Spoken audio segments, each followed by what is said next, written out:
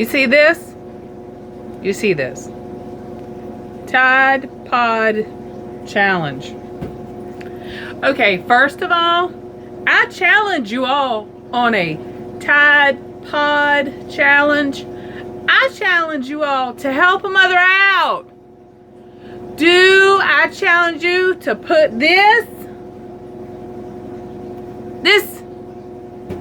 inside the machine? Help your mama out.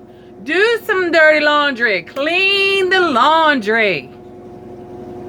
What is wrong with you people? It's children eating soap.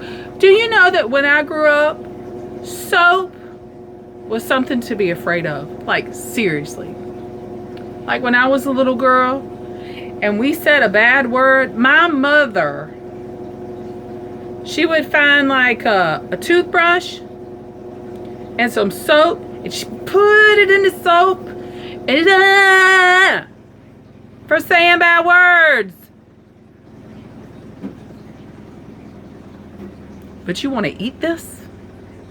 Are you kidding me? You lost your mind? Oh.